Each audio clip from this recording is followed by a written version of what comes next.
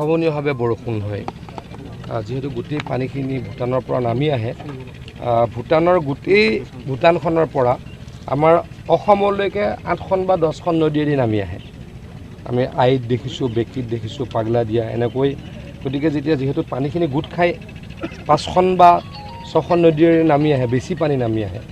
গতিকে পানী এটা কেতিয়াবা অসম্ভৱ ধৰণে উঠি যায় কালি আমি য'ত আছোঁ ইয়াৰ পৰা 4 ফুট ওখত পানী আছিলে আজি ডাউন হৈ গ'ল ৰাতিপুৱা 4 ফুট 5 ফুট ওপৰত গুচি যায় ৰাতিপুৱা আবেলি ডাউন হৈ যায় গতিকে ইয়াতে খুব চিৰিয়াছলি কাম কৰিব লাগে আমি কাম কৰি আছোঁ আমাৰ ইয়াতে বি টাইপ জাম্বো বেগ দি আমি প্ৰটেকশ্যন কৰি আছোঁ ইমিডিয়েট আৰু বেগ পঠোৱাৰ ব্যৱস্থা কৰিম মই যিমানখিনি পাৰোঁ বিটিআৰবাসীক ক'ব খোজোঁ আমি এই অঞ্চলৰ কাৰণে যোৱাবাৰো কৰিছোঁ এইবাৰো কৰিছোঁ ইয়াতে আমাৰ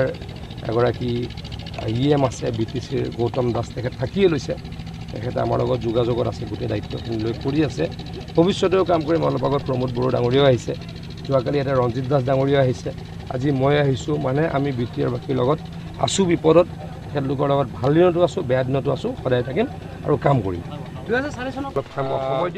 ৱৰ্ল্ড বেংক স্পনচৰ্ড এটা কাম আৰম্ভ কৰিম মাহৰ পৰা এই বেকী নদীত প্ৰায় 150 কোটি টকাৰ এবাৰ টেণ্ডাৰ হৈ গ'ল আৰু য'ত এইটো জেগাত আছোঁ এলেংমাৰী তাতো আমাৰ প্ৰায় 5 কোটি টকাৰ প্ৰটেকশ্যনৰ কাম চেংচন হৈ আছে গতিকে নৱেম্বৰৰ পৰা ইয়াত আমি ফুল প্ৰটেকশ্যন আৰম্ভ কৰিম পাৰ্মানেণ্ট প্ৰটেকশ্যন আৰম্ভ কৰিম